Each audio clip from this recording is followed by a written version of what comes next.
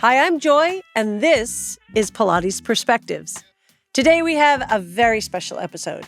In an anthological style, we will hear from Kristi Cooper, John Marston, and Kira Sloane, all about Pilates Anytime and its contribution to the streaming platforms that we know and use to this day. But before we get started, let's check in.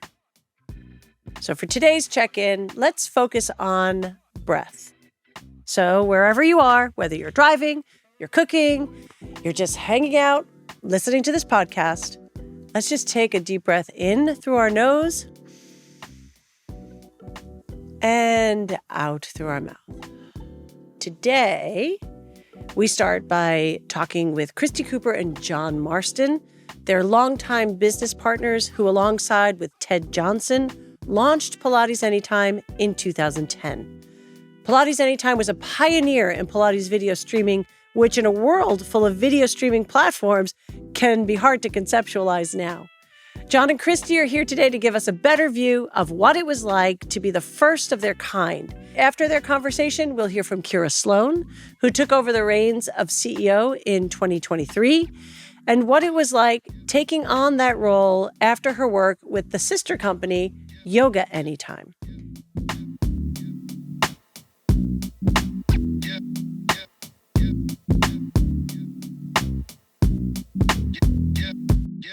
All right, so I'm here today with Kristi Cooper and John Marston of Pilates Anytime and Pilates Anytime fame.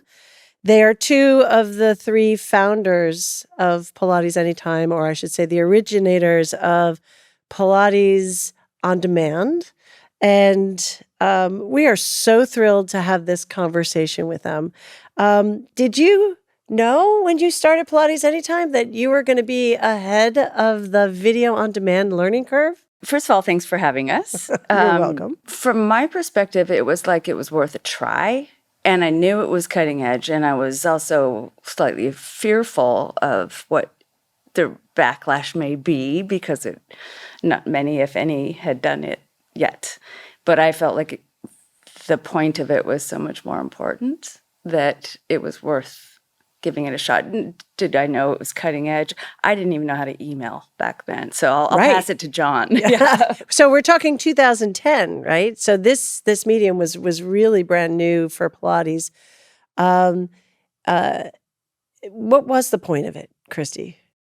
The point of it, straight up and still, is to provide access to the highest quality Pilates that's out there, to show, like, to be the mirror on what is so about Pilates, so that you have a chance to take from different styles, different people, and be able to peek in the studio, so to speak, to be able to lay down a mat and take from somebody and decide if you wanted to go to a studio and or supplement your workout. Yeah, that was the point.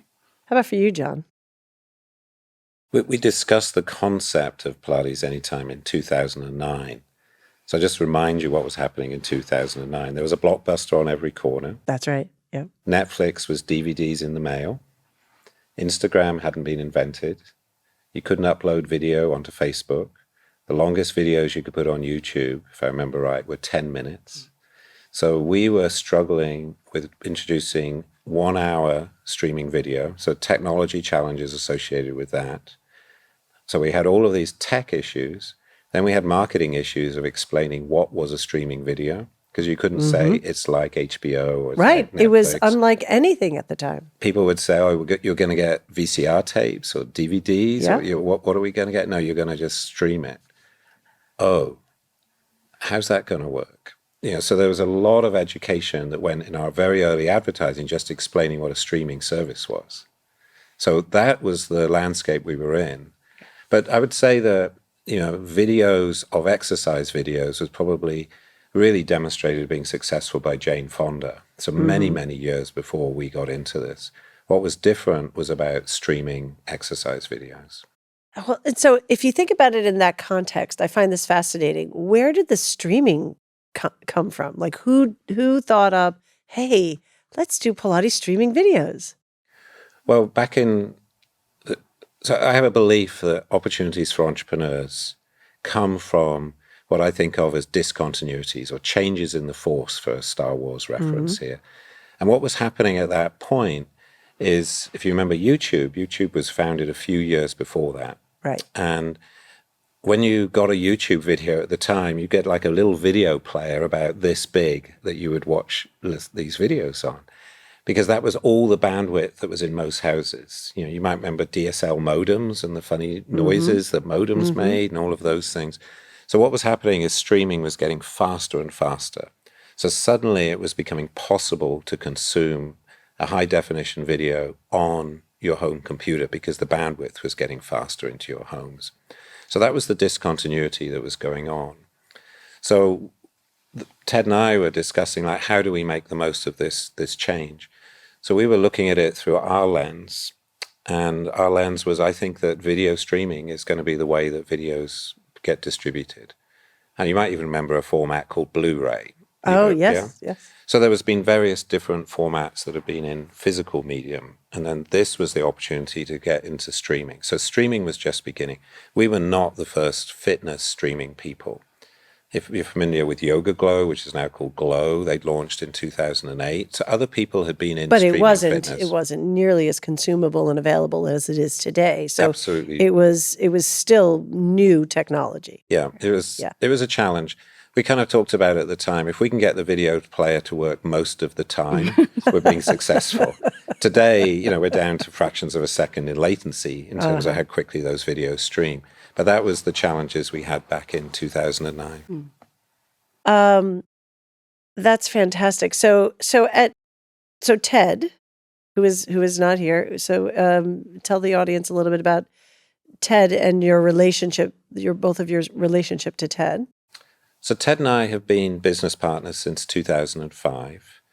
And Ted's wife, Erica, went to middle school and high school with Kristi.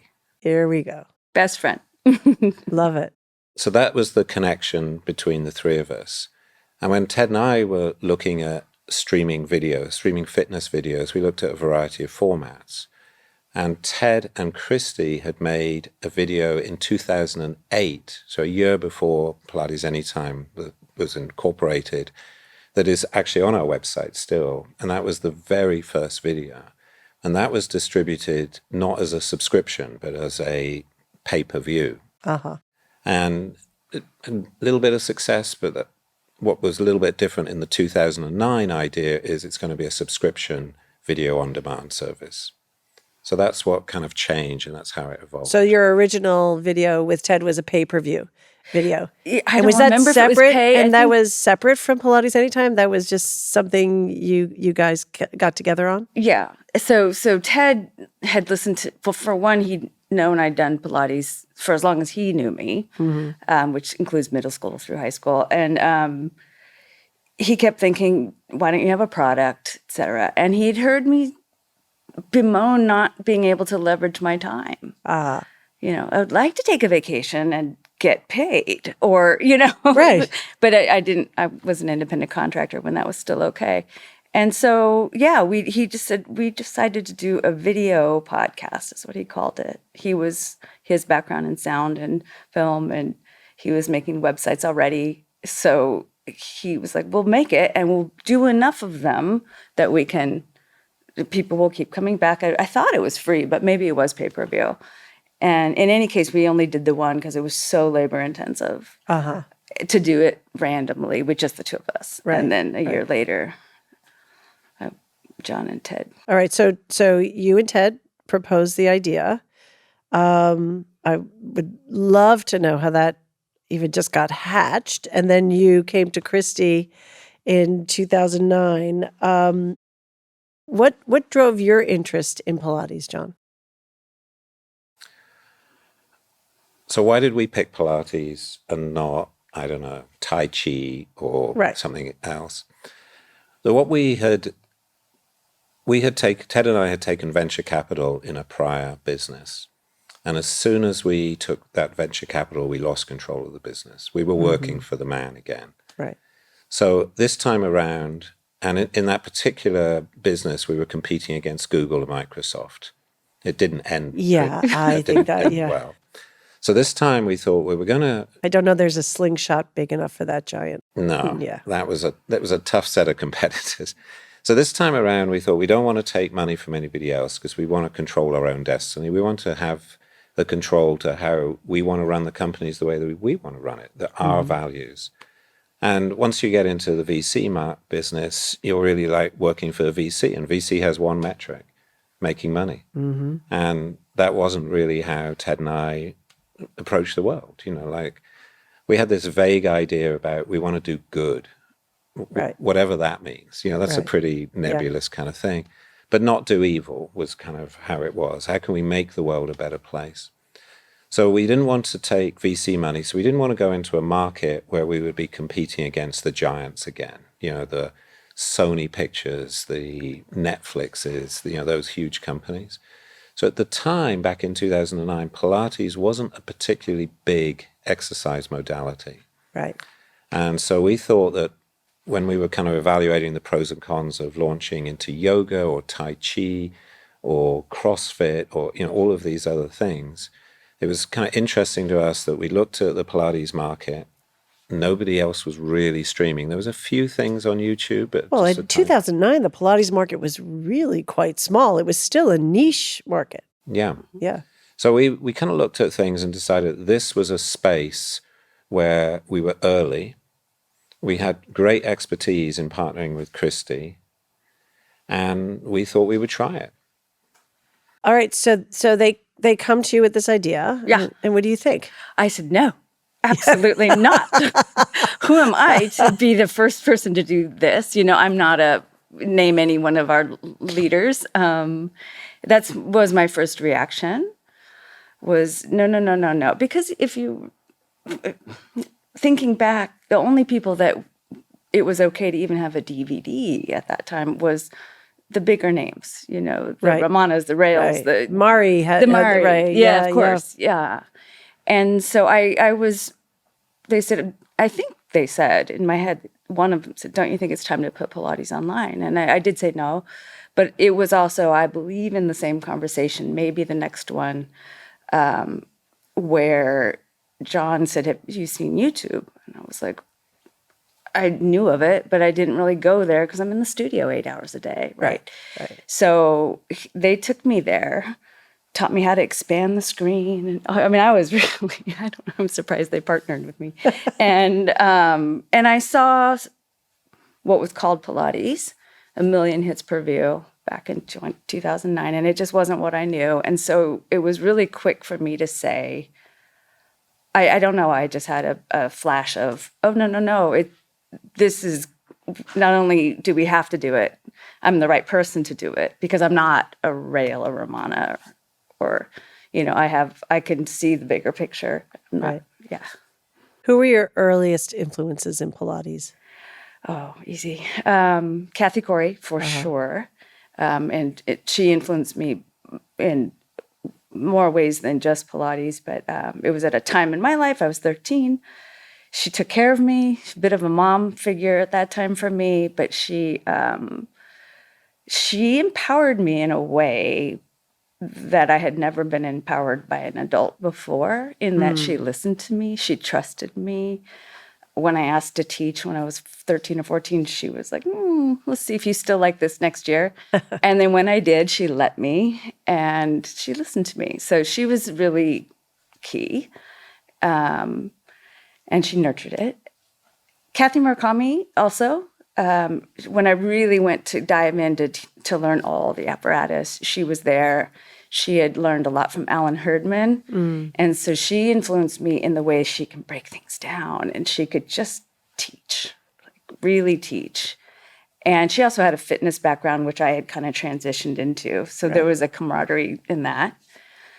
And then I can't say most notably, but a big influence was when I met Rail. And Rail Isakowitz, this was at a time where the trademark lawsuit was really in high gear. We didn't have a result yet, but we knew something was coming down. We better get certified in the whichever way, 500 hours. So we went to Rail When I say we, there was a handful of my friends. I went down to see Rail, and he just blew me away with his magnetism, his athleticism, his passion, and I was really hooked by then. Yeah. So those are my main influences. Those are perfect adjectives for him. Those are perfect ways to describe him. Yeah. It's like, I want some of that in my life. And then how did that influence your early choices when you were deciding, okay, who are we inviting in? How are we doing this? What is the feel and the look of this going to be? That's a great question. What? Well, I think there was a lot of doubt about a lot of people about, when we think about in Street reaching the instructors very early on. Mm-hmm. So we started off with 5 people in Santa Barbara. And Kristi will be able to share all their names. But those 5 people were really like, trust us, this is going to be a good idea. Because if you think about it, like, what are you asking me to do was kind of the reaction very, very early on. I was in the Pilates world at that time, and I could only imagine. You imagine the Teflon I was wearing. Yes, the response you got. You really did probably need to be tough in order to and believe in the product you were about to deliver. Yeah. Go ahead. She asked me, but you go right ahead. I'll answer part of this question. So those 5 initial people, Kristi, they are wonderful people. They took the risk. They did it with us in late 2009. Mm-hmm. And one of our philosophies has been put something out in the market and see what happens. So we filmed 20 videos. We put it up on the 1st of January 2010. And then we emailed like mums and dads and brothers and sisters and family and friends and said, please, can you subscribe to this? And, family do those things, right, and your friends do it. And then on the 4th of January, we had the first customer that signed up that none of us knew. And it was like, wow, somebody's going to buy this product. Do you know who that is? Do you know that? I've never heard that. Is that your cousin? And I would check every day. Well, they still haven't canceled. And they still haven't canceled. Right. And then we got our first payment, after the 15-day free trial from this customer. And then I rang her up. I emailed her and I said, could I talk to her? And she explained what she liked about it. And we realized that there were people out there that didn't think our idea was stupid.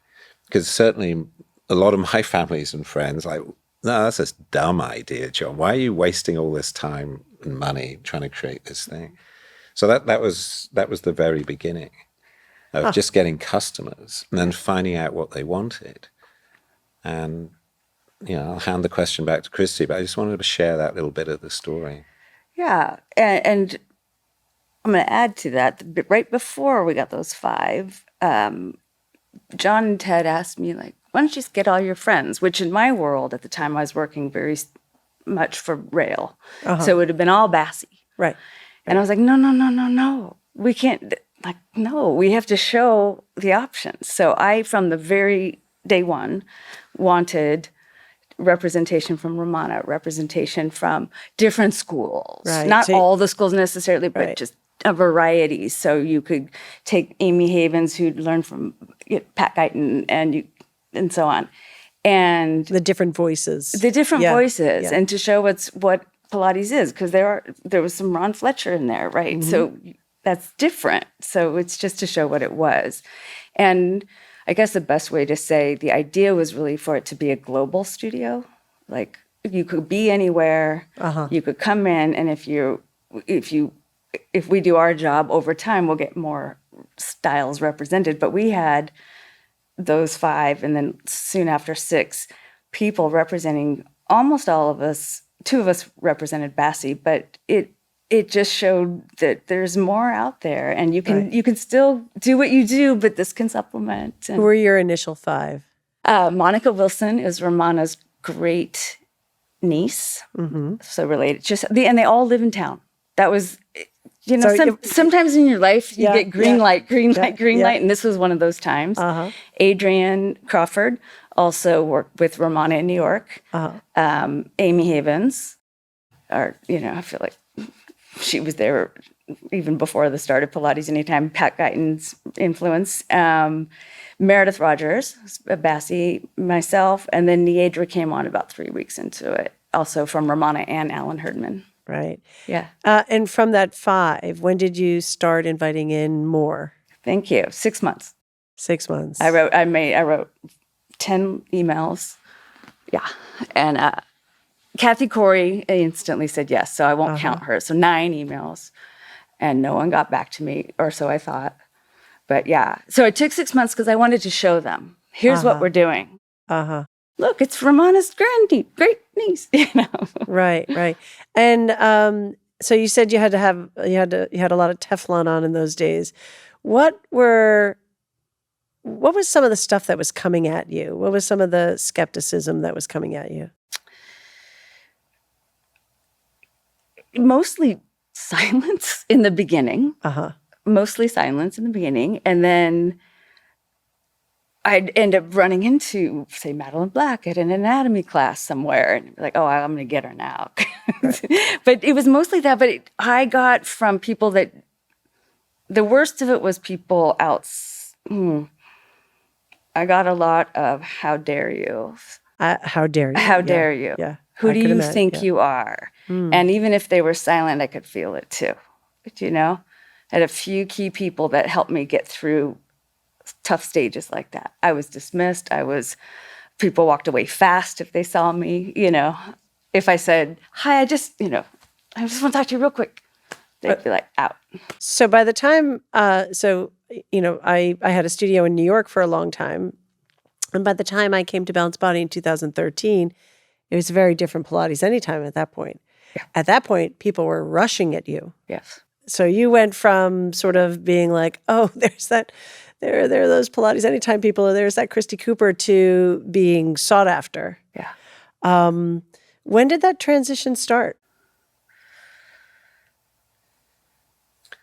I'd guess somewhere in 2000, about 2 years in, would be my guess. And I think some of the resistance was, is this going to impact my core business of traveling the world teaching? Yeah. And so if I put my content online, nobody will pay to go to my in-person workshops. And what quite the began to opposite happen happened. was that people realized, oh my God, half the people in this workshop are here because they see my work on Pilates Anytime. Right. Oh, this is the best PR marketing I can do. Right. And then on top of that, people began to realize, I'm getting a check, I'm being paid to do this. So the combination of helping their core business and being fairly paid, one of the innovations that I don't think is much of an innovation, but it felt like when I entered the Pilates industry, was that we paid people on time. We paid them what they were promised. You'd go to quite a lot of the conferences, and I'm still owed for a few conferences. you'd never get paid. And so the fact that we, paid your expenses, we paid you fairly, we paid you on time, was an innovation, which is a little sad, but that was. If I can just add one other thing I got was people were really afraid to put themselves on video as if forever. Like if I that's interesting. Yeah, I still get that from someone who comes new, but it's like I spent more hours than I care to remember talking people into. No, it's okay if something in the world changes where you taught a workshop and now the information is different, we'll update it or we'll take it down. You're not going to live in perpetuity for a class, and we're not going to let you look bad because it was a win-win all the way around, but that took some serious convincing in the early years. Did you have a sense of what it? I mean, I guess when you're building a business plan and you have a vision, you have a sense of what it could be, right? But did you have an understanding of the extent of the growth and influence you'd have in the Pilates community, in the Pilates world? So we put a business model together in 2009. What would be a success in this business? What would that look like, right? And our stretch case that we thought was there was if we could get 4,000 subscribers, we would be a home run. We'd be there. Right. We're past that. Yeah. How long did it take you to get to that initial 4,000? Let me answer the question in a different way. The business grew very quickly. Yeah. And so we didn't pay ourselves for a couple of years, but we were cash flow positive within 3 months. Fantastic. Wow. So it was an exciting journey for the last 15 years. So that's growth. How about influence in the Pilates? You were going to say something, Kristi. Well, I was just, when I'll never forget it, I tend to be the one that goes, that's not right. We haven't even gotten started at that at 4,000. You know, Right. There's still so much to do. And so just to throw that in, because I tend to be the one that has zero proof of it's still going well, but we have so much more to say. So I did have a sense that we're doing the right thing.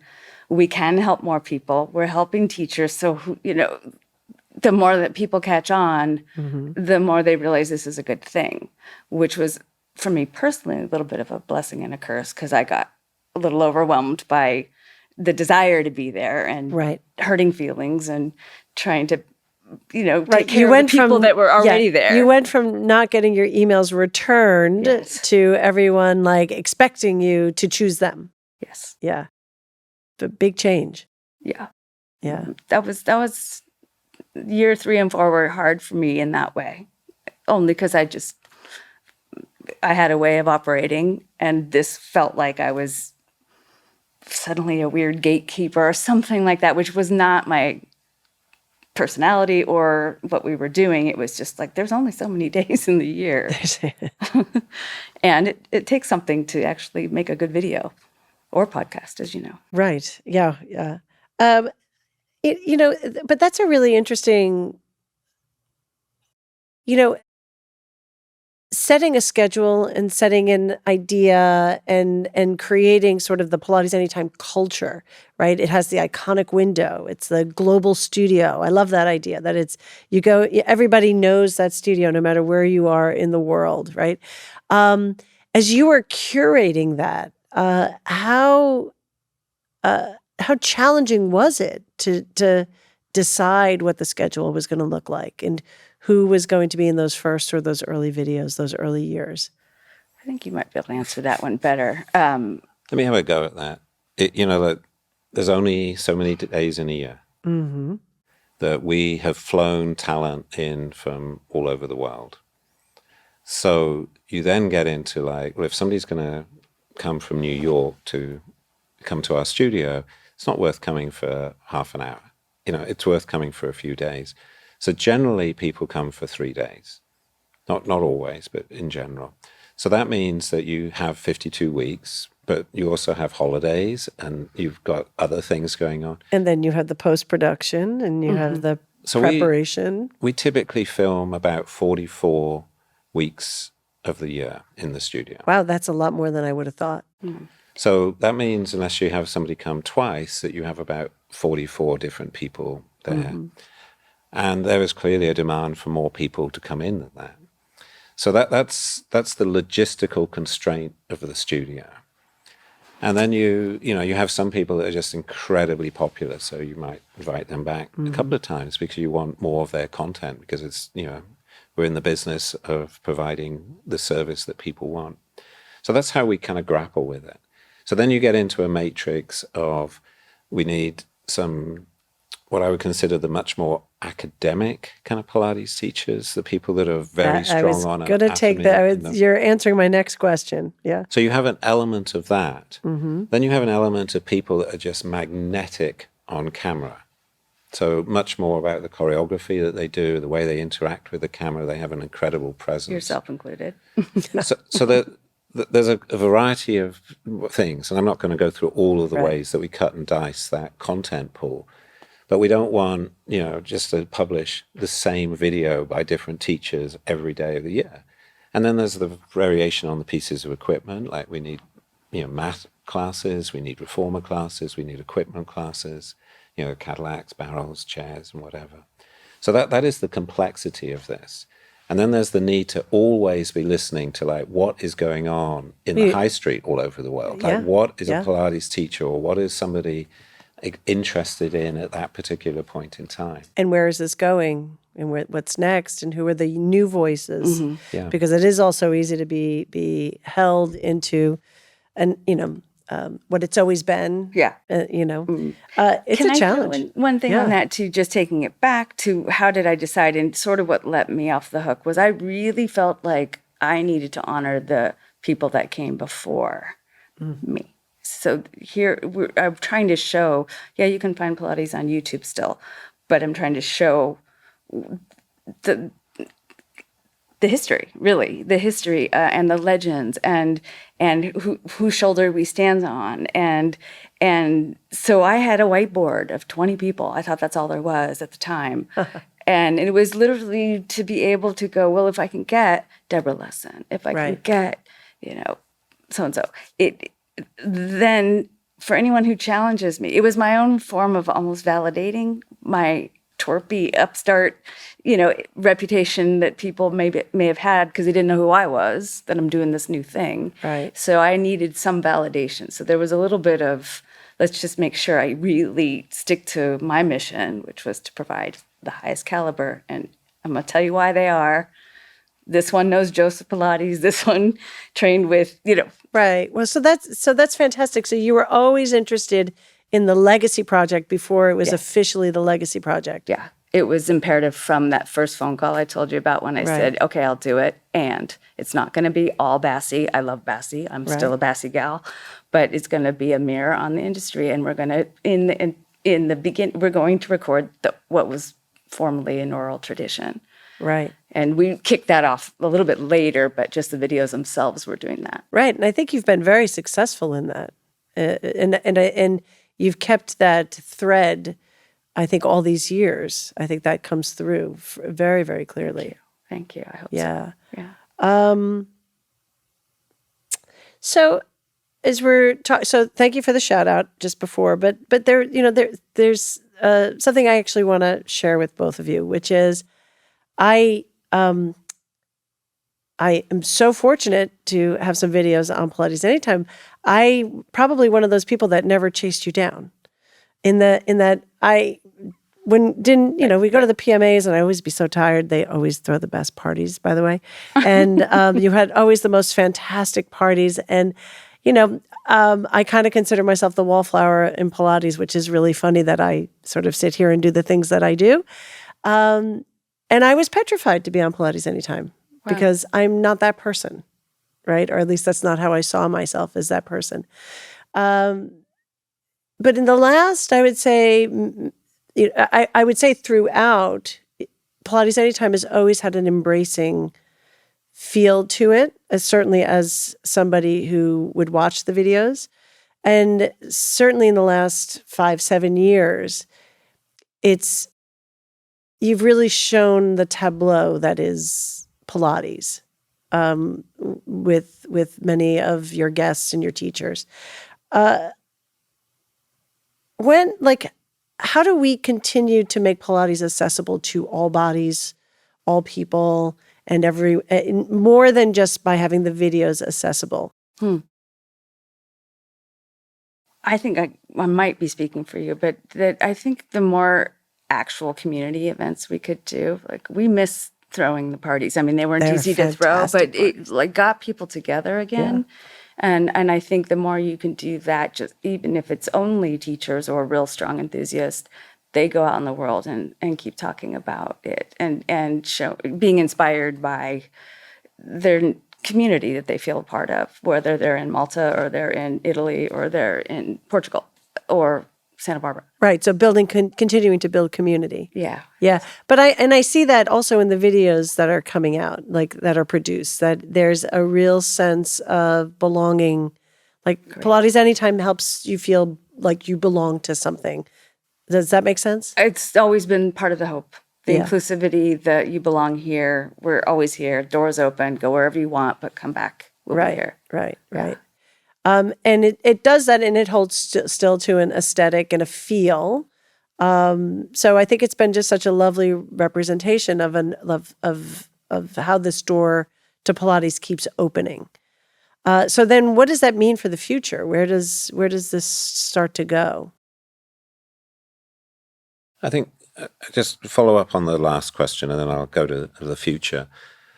The concept that Kristi and I talked about right at the beginning is that we have a big tent, that everybody is welcomed, whether or not you come from this legacy, you're influenced by this teacher or by this one. Yeah, which of the Yeah, elders? the early diversity was the different legacy, wasn't it? Like that was the early diversity piece in Pilates. Yeah. It was new. And the style of practice and accepting each other's style of practice. Sorry, John, I didn't mean to Yeah, interrupt. no, totally correct. And, like this idea that you're all welcome in this house. Right. And so that welcoming was, yes, all the teachers are welcome, but everybody, whether or not you live in this country or that country or what your gender is or whatever level of diversity, you're welcome here. That's what we wanted. Customer service, I did customer service for the first few years. And I wanted us to always be the best at it, like one of those luxury hotel chains. That's how we want to treat the customers. That's how we want to treat our teachers that come and teach with us. It's how we want to teach the people we do business with, our vendors. So that was the whole concept there. Treat people well, listen to their needs, and that's still the values of the company.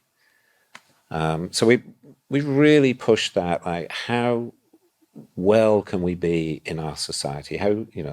So when we talk, you touched on the parties, which we loved throwing. That was like one of the high points of my this project that we've been doing for the last 15 years. And so the idea that people came there and felt safe, that they could dance like nobody was watching, that they weren't, all those things. And just seeing people have that incredible joy of just enjoying being with their Pilates peeps and having fun and all of that, it just brought so much happiness to my life, just seeing people have that much fun. And I think that the phase of the world that we're in right now, where there's a lot more social isolation, so, we have social media on the rise, which means we spend more time looking at our devices and not talking to people. Conferences generally have been reduced since the pandemic happened. Right. A lot less success, a lot less attendees at conference. So people aren't choosing to spend their money. And it's not just conferences in Pilates. Coachella doesn't sell out. There's just lots and lots of things that used to sell out that don't anymore. So that in-person gathering is there. And the result is this loneliness. And where I would love to see, and I don't know what the solution is, I have some ideas, and that could be a whole other thing. But my desire is that somehow we find a way for people to connect in person again, that they put their phones down and they leave the house and they go and talk to people and they enjoy being with them. And maybe it's to dance, maybe it's to move, maybe it's all of whatever it is, but just spend time face to face with people. Right. Spend time together. And laugh with each other and hug each other and just have fun again. So that's what I'd love to see. And how are we going to do that as a society? Because it's a societal need as much as it is a Pilates need. But I love the fact that I walk around my neighborhood and there are more Pilates studios in my community than I think there's ever been. And I walk past at 7 a.m. and I see these people moving and I'm seeing them having fun, and it just makes me feel so happy. So somehow my vision for the future for Pilates Anytime and everybody in this ecosystem that is Pilates, that we continue to bring joy to people that turn up in a studio and move and feel better.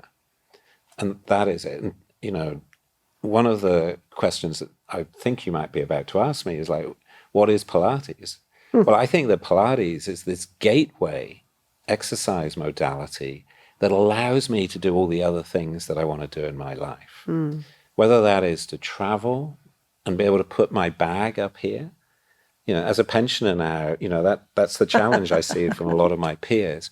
Or whether or not it's to go hiking, or whether or not it's to play pickleball, or whether or not it's, there's so many things that Pilates enables me to do.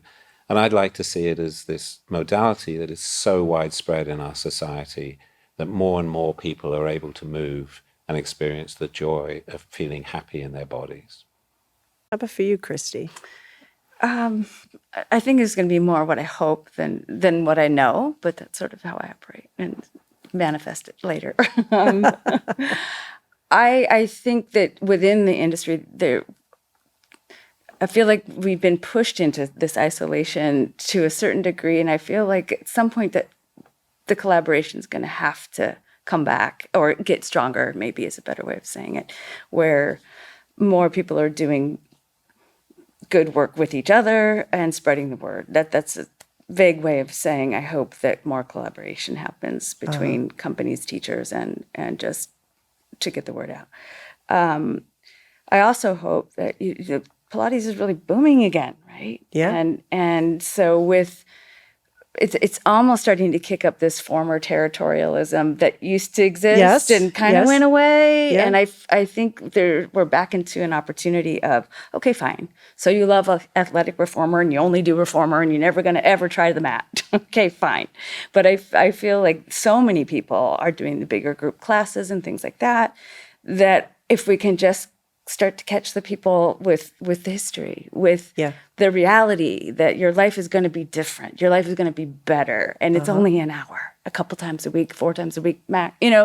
So I just feel like that we're kind of in this. It feels chaotic to me, but I think with a little bit more collaboration again, that we have the opportunity to start catching the people who want to know more. Just like when I was a teenager, I didn't know all the work. I just knew I felt better, and I get to do something after school, and I feel more in control than I ever have, and I want that in my life. So I wanted to know more. Right. Yeah. Yeah, I think you laid a really lovely foundation of always, I think the origin stories are so important, and I think we learn through story, and keeping the story of Pilates in Pilates is so important, which is, again, I think something that Pilates Anytime has done so brilliantly. What's next for you guys? Like, what's next for Kristi Cooper? For me, well, I am working on a couple more legacy project biographies. Joseph Pilates being the main one, the current one. Fantastic. Yeah, a little nerve-wracking to tackle that one. But yeah, so with Jeff Mizushima, who most of y'all know because he's done all my videos and all my Ken interviews. And so that, and then I handed off my day-to-day job to Chanda Hinman, and she's doing a great job. So now I'm really in a place where I would call it rebooting, reinventing is another way you might say it, to just figure out what's my next best step within this arena and perhaps something else. I just came back from photography school. So I'm looking forward to seeing what's next for you. I always think hashtag win. What is next? Yes. Yeah. John, how about for you? Well, I turned 64 at the end of April, and I retired from the CEO role. So Kira Sloane is now the CEO of Pilates Anytime. So I'm on the board with Kristi. And my third act, which is how I like to think of it, is this third phase of my life, is about exploring. So my word for this decade is curiosity. So I am trying to travel the world and have a lot of amazing experiences. My goal is to visit 100 countries before I die. And I'm precisely halfway. I'm at 50 at the moment. Fantastic. So lots of travel, lots of experiences. And outside of that, my personal endeavor, and think of this as much more of a volunteer, is building community and bringing people together to have shared experiences that they may not feel comfortable having on their own.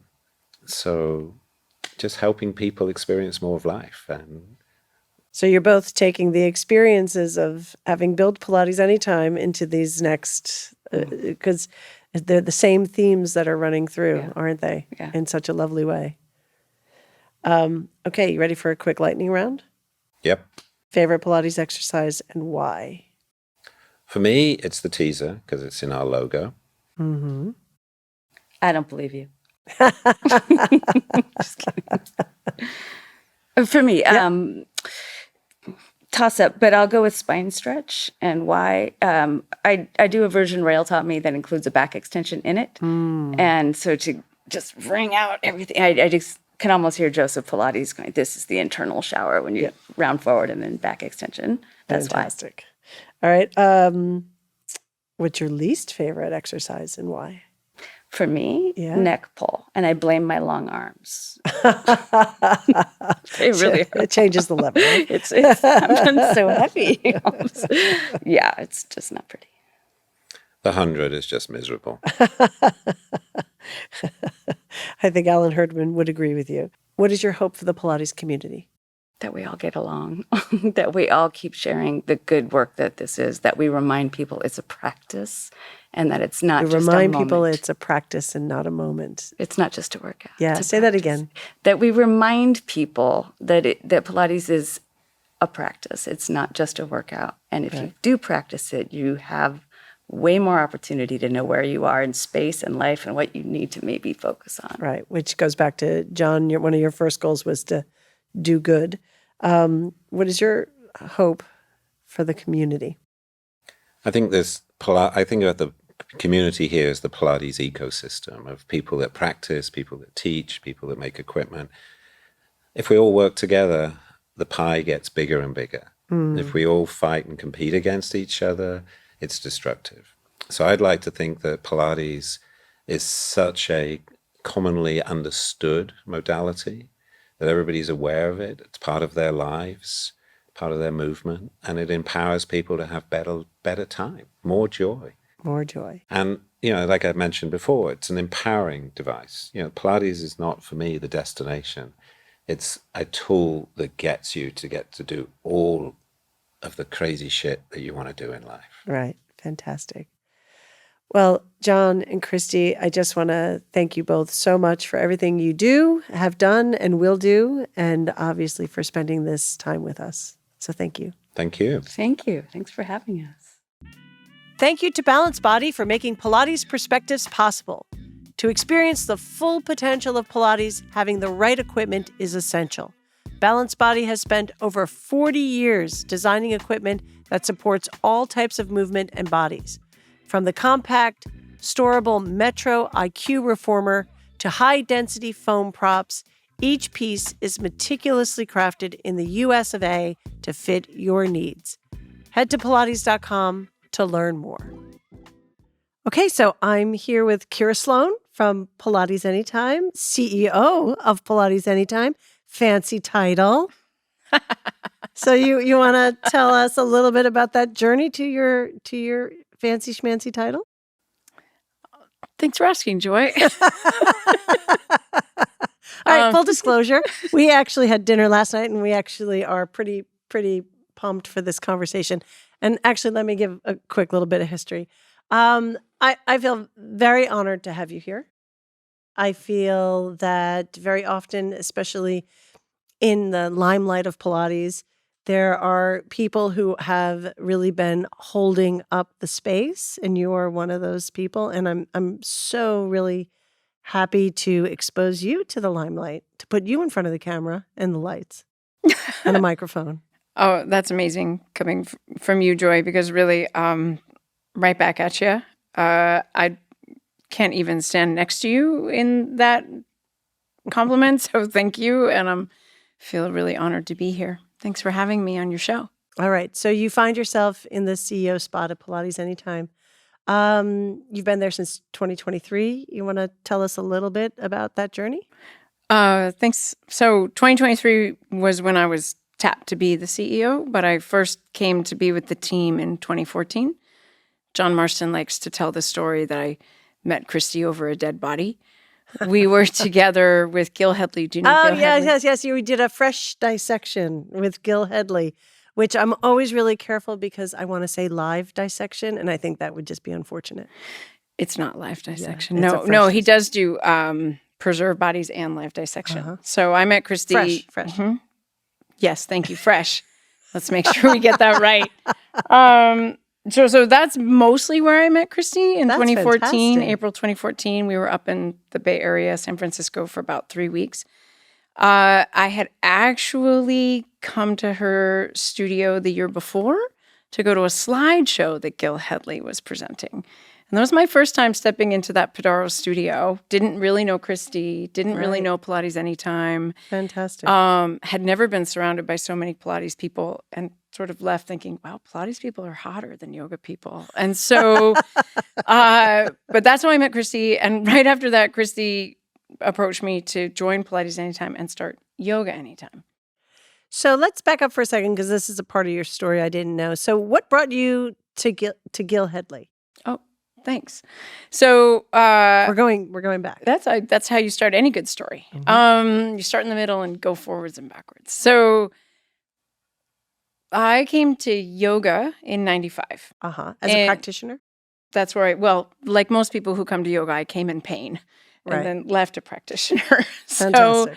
So Gil had been on my list for maybe 10 years as somebody I wanted to study with. And just the logistics, the timing, the cost, all of those things finally converged in 2014 for me to be able to study with him. And have you ever studied with him, Joy? I have not studied with him. I've done other dissection, but I didn't do it with him. I've had the pleasure of meeting him at fascia congresses, but not study with him. It really has nothing to do with dissection. I mean, to be with Gil is to be on a journey of what it means to be a human being. Okay, so this is the Kira Sloane I wanted to pull out because you find yourself at Pilates Anytime, but the way in which you approach your work is with sort of that same level of interest and curiosity in sort of the human condition. Would you agree with that? I was like, is there a question? Yeah, that's what makes the whole journey interesting, isn't it? It's like, what are we doing here? So from that perspective, we had a chat with Kristi and John. They, talked a bit about founding Pilates Anytime, how Pilates Anytime came from in the space before video streaming. Like, I think we forget that Pilates Anytime started as video streaming was starting, MTV and all that fun stuff. So are we in the 80s suddenly? Yeah, well, did you just say MTV? I did say MTV, but all right, maybe not MTV, but essentially that this watching and video on demand was relatively new at the time Pilates Anytime started. You're looking at me like maybe that's not slightly true. I'm looking at you funny. I think they were the first to the space, or they were relatively new into the space regarding Pilates. Yeah. But video streaming has been going on for a long time. So in the way back land of the time machine, one of the companies I worked for in one of my many former lives was Web TV. Do you remember this? Web TV was in the late 90s. Yes. Where we're so dating ourselves. I know. I said MTV. Late 90s, where there was the thought that people weren't really going to use computers, so let's put the internet on their TV. Yes, I remember. And the TV came with a keyboard and a device and the whole thing. Yep. And before I was approached by John and Kristi, I had been broadcasting classes from our yoga studio starting back in 2007 with a little security camera in the back of the room. So when they first approached me to work with them, not my arrogance so much, but my sense was, oh yeah, I've been there, done that. I know all about that. Are you serious? Because really, from the Pilates perspective, and that professional medium, like that's one thing to have a security camera, like broadcasting from the back of your yoga studio, and another thing to create the production that is Pilates Anytime. 100%. Yeah. And have you seen the very first video of Kristi against the crinkly curtain? So there's an evolution. There's an evolution. No, so I would say that when they first approached me to join them, my first response was no, because I already had a bunch of jobs. And my impression was that really, if they wanted to make a successful yoga product, they should hire somebody younger and more enthusiastic. Because by 2014, my yoga had gotten so weird. I mean, I'm a weirdo. And so what I was mostly interested was, where is the breath in my inner left nostril, and how does that feel in my pinky toe? Oh my God, you are perfect. Where for is that in my heart? Community. So I mean, I just was in such a yeah. weird place, and what was taking off online at the time in 2014, where the yoga had evolved in the country, was really I'm going to use the word power yoga, a lot of heavy asana. And I just had really moved away from that in my own teaching.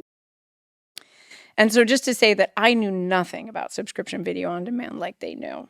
And the magic of when finally I found myself saying yes was when you have your own tiny little boutique brand, right? I had my own little carved out boutique corner in the, corner of the corner of the corner of the yoga industry. Right.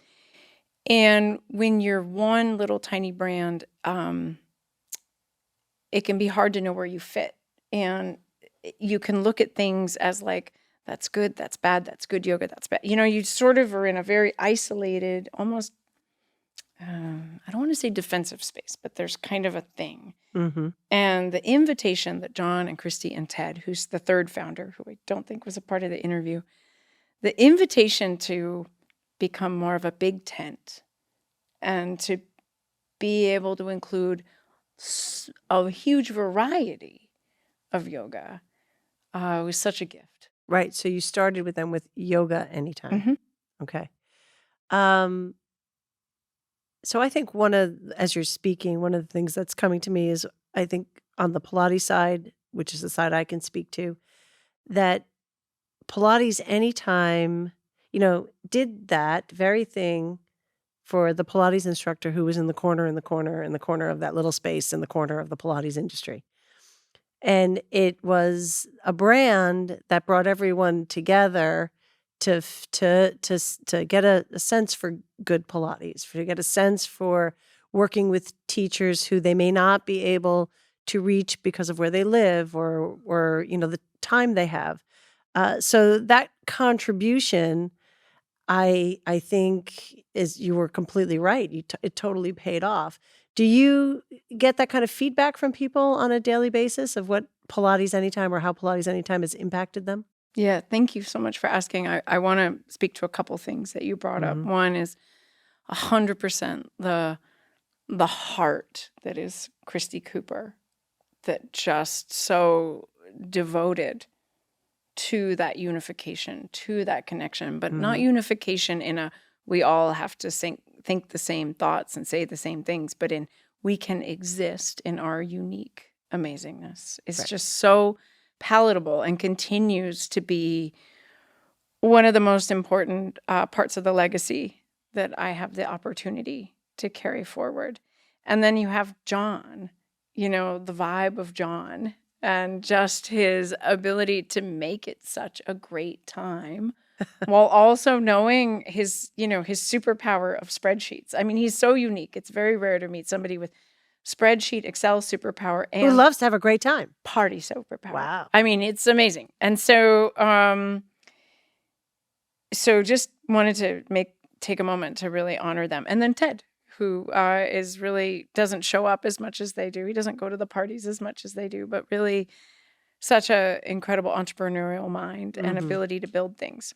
And so, from the reason, what keeps you going in any endeavor is that you need to hear that it's working.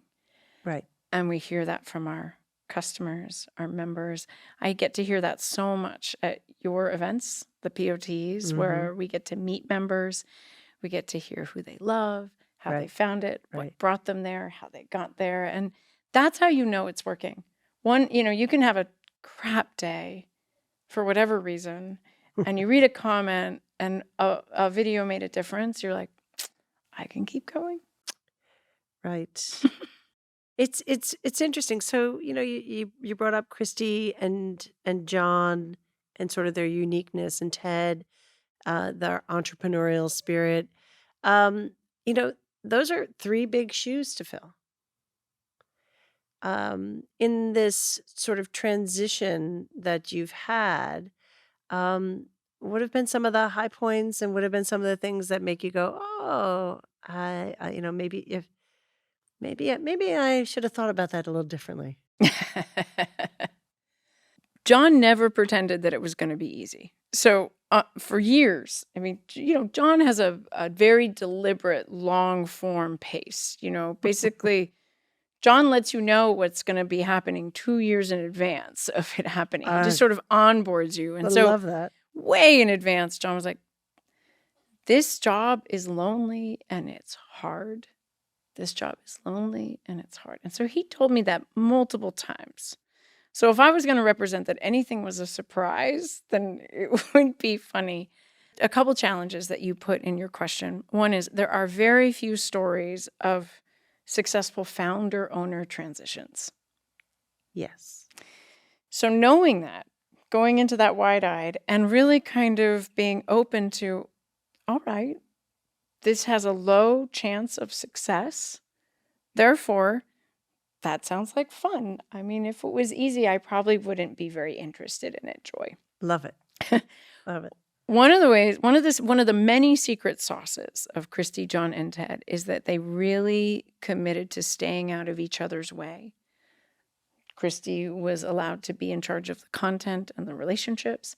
Ted was really given full carte blanche to the design, the engineering, the user experience, the product. And he also has a film degree. So he was also the original kind of, this is how it's going to look and feel. And then John did everything else from HR to finance to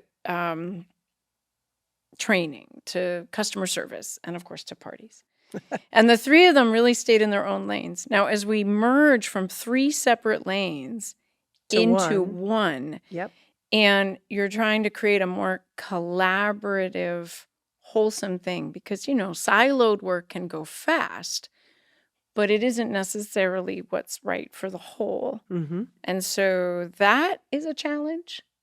Unto itself, that's a whole cultural shift, right? I mean, not only are you talking about personnel, but you're talking about how do you create that culture that is uniformly going to move that one lane forward. Move that one lane. And the three of them have a really unique, very special ability. When you're with them, they are not afraid to challenge each other, to talk to each other. And it's in this wonderful spirit of moving towards the collective good of where they're going. That's founder energy.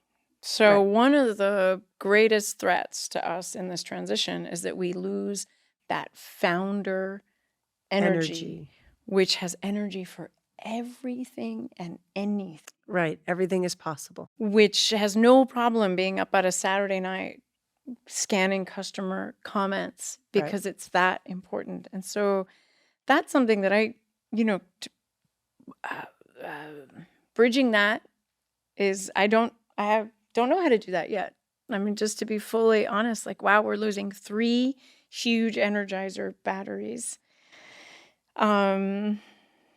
So that's exciting to kind of help collectively create the vision that is inspiring for everybody to show up, because it really is this sort of, we're in a startup moment. We're we've been here for 15 and a half years. Yep. And technology has changed a lot. Yep. Video delivery has changed a lot. The landscape of online video delivery has changed a lot. Pilates has changed a lot. And so we have a reinvention moment. So this wonderful opportunity to bring forward what is, as well as listen and follow how it needs to transform to meet this next moment. Well, so I can't help but parallel our paths. Right? Myself taking over for Al Harrison and Nora St. John and the education, I felt exactly the same way. I'm like, I don't know how this is going to work. And also sort of like meeting this moment of change. So on the one hand, that's a good thing in the sense that it's not just founder energy and you're trying to sustain that. You're walking into a new space that actually also feels new in that the industry is new. The expectations are new. The technology is new. And everything is growing. And in that growth, you have to meet the growth as well as transition into from what was into what is and what could be. So that's a lot of statement but my question to you, and it's just something that I've really pondered, why am I doing this? Why am I doing this? Because it is, there will be inevitable comparisons. well, so-and-so did it this way, and why aren't you doing it like so-and-so? And why would you change that? It was working. Why change something that's not broken? Dot, dot, dot. What's your sort of like internal why on this? Oh, thanks. I can't wait to find out what I say.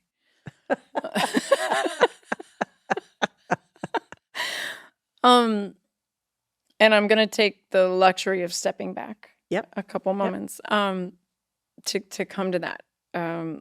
So I loved my life as a yoga professional. I mean, I was making a living in my pajamas.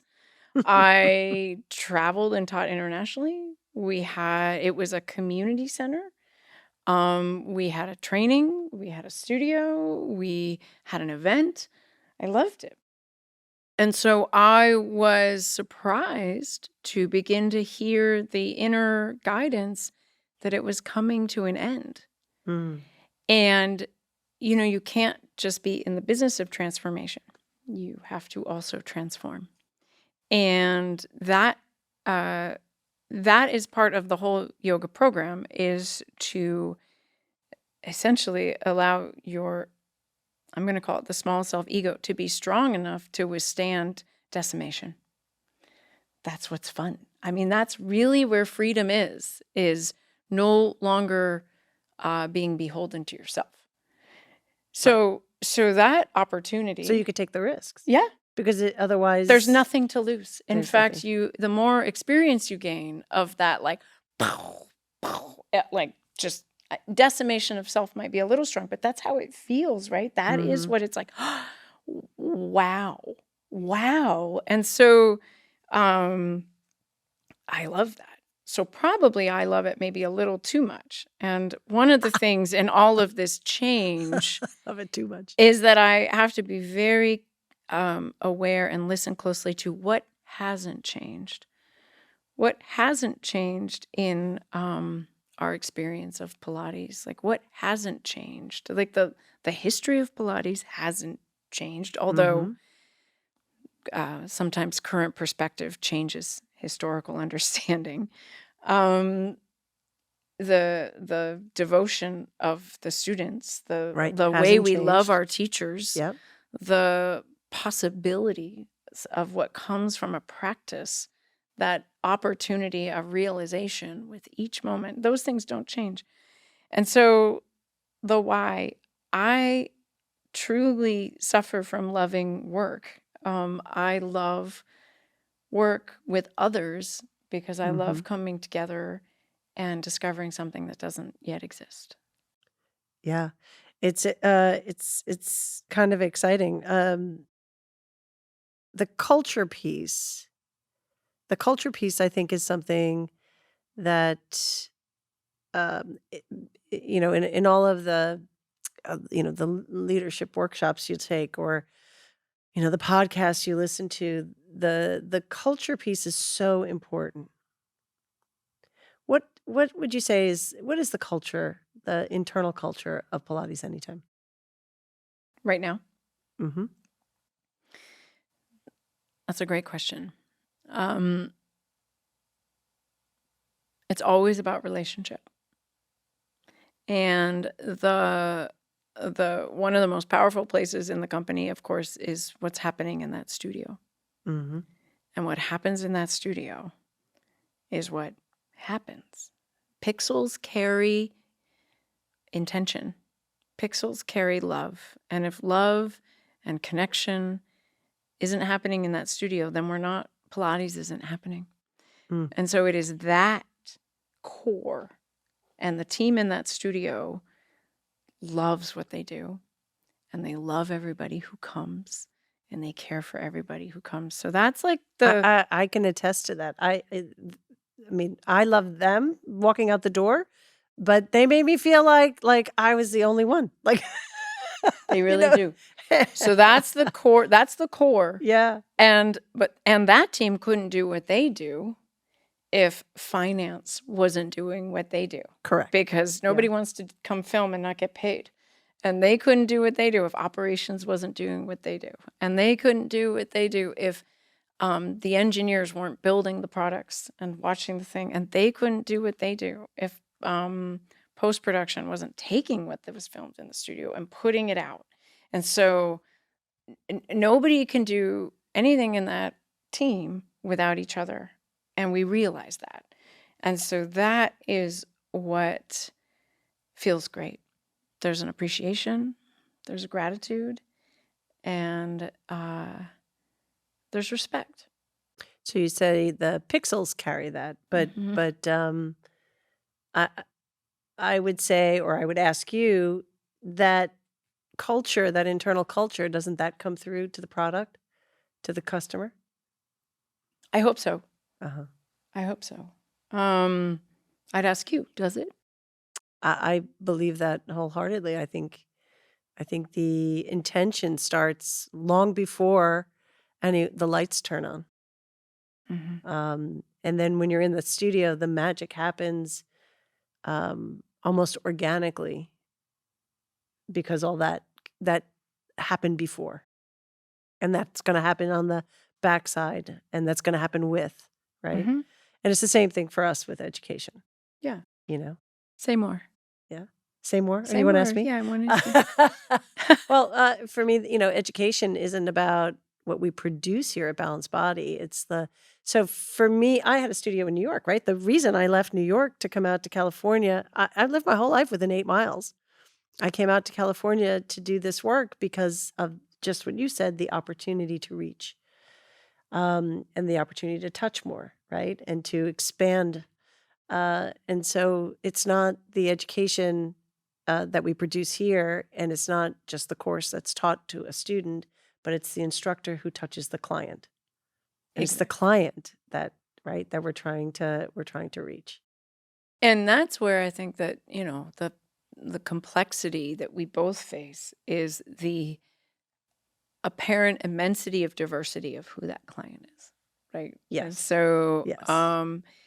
When somebody walks into your studio, there's an immediate, obvious exchange and connection of, oh, these are the teachings that are going to arise, right? Like you don't even know what you know until the teachings are occurring, right? And that's the thing I maybe am aware of that I'm missing out most by no longer being in a teaching space, is I'm no longer in intimate relationship with the actual teachings, because the teachings only show up when you're sharing them.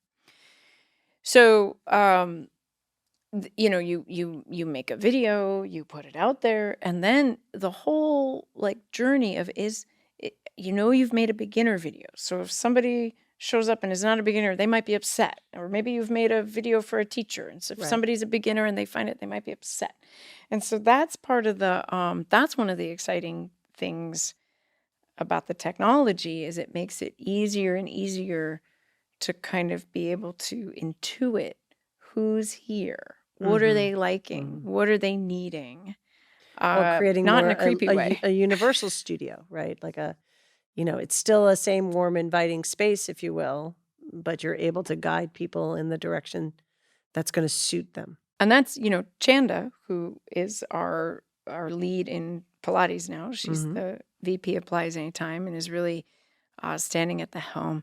She is so skillful at being able to hold on to the excellence and dedication to the professional, and really work to bring in people that are welcoming, friendly, and embracing, no matter where you are in your Pilates journey. Do you miss teaching? One. And how has the teaching informed the teacher in you, informed the CEO in you? Oh, that's a great question, Joy. Sorry, we're way off script, by the way. So well, that's when it gets fun. I don't miss being a yoga teacher, meaning I don't miss being that person for people. I think you know what I mean. I miss the third space that happens when you're a teacher. That's sort of that again, I miss being close to the teachings. I miss being with.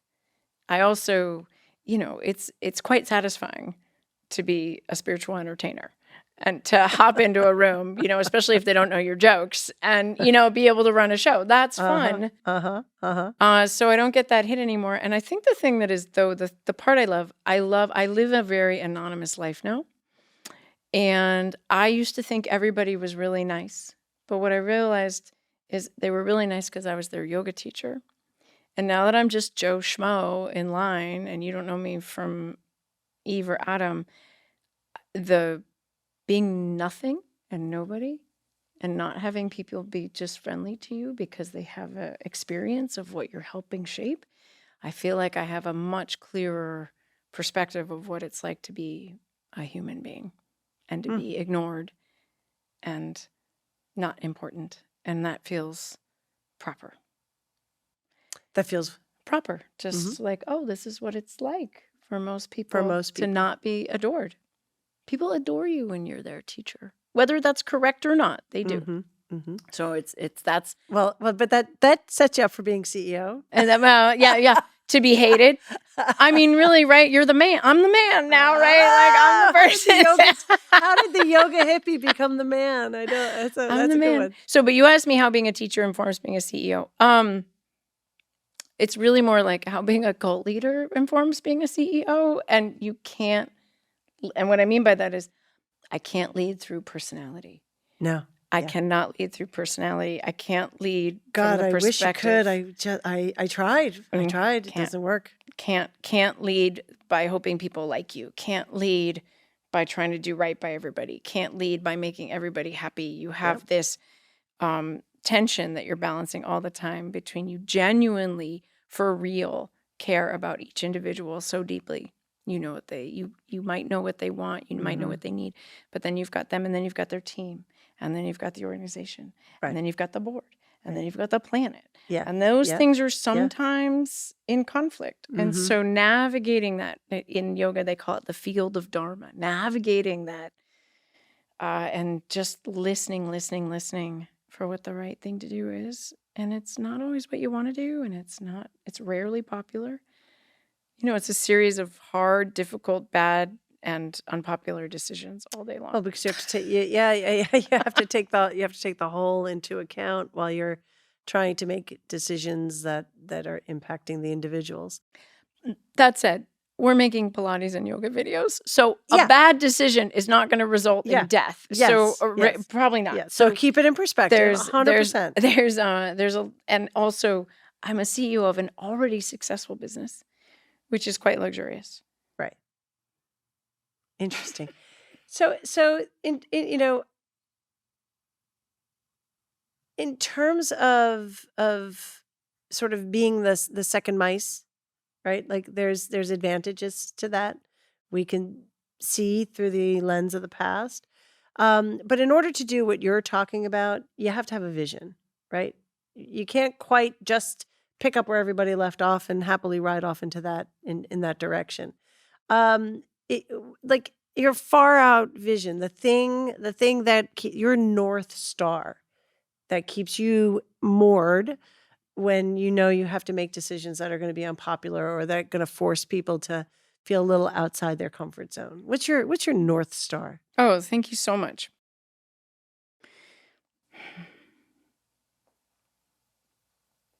I should say first, I am devoted to Kristi, John, and Ted. I never thought, I just want to put this in there. I did not think of myself as hireable. And they have trusted me and given me a huge amount of opportunity that has led to many beautiful things in my life. And I just, while I have a North Star for the company, it's also really important to me that I serve them. Well, it's a North Star based on a foundation. So I just want to, that is very important. Yeah. And our tech team is rebuilding our tech stack. Our tech stack was launched in 2010. So we're rebuilding our tech stack through which back in the days of horse and buggies. Yep, didn't we pretty establish much. that? I think I was. If you look at photos of me at that time, I'm in sepia tone, and so I don't look good in bonnets, by the way. Oh, Yeah. I doubt that. Yeah. So anyway, so that opportunity to rebuild the tech stack and to therefore launch a new experience of Pilates Anytime Yeah.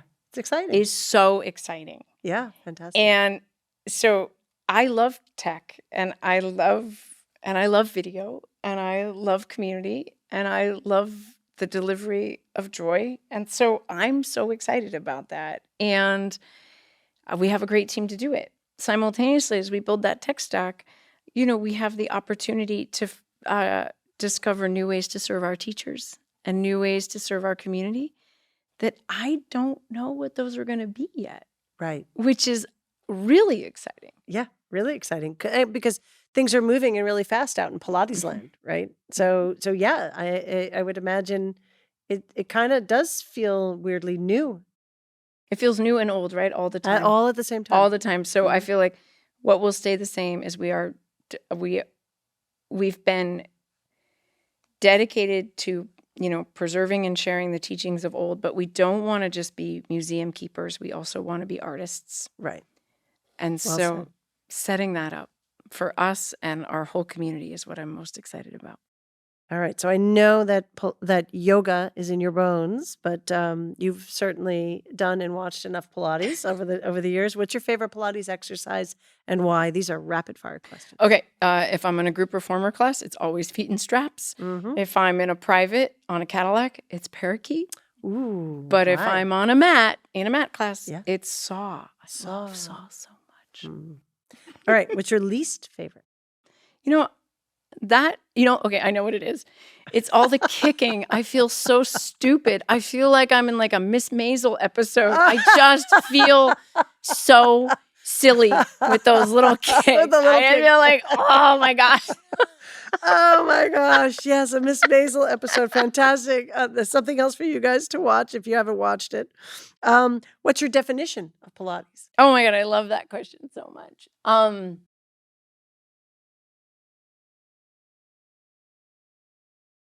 For me personally, how I think of Pilates is it's a quality of quietude that comes from focused attention on the smallest details.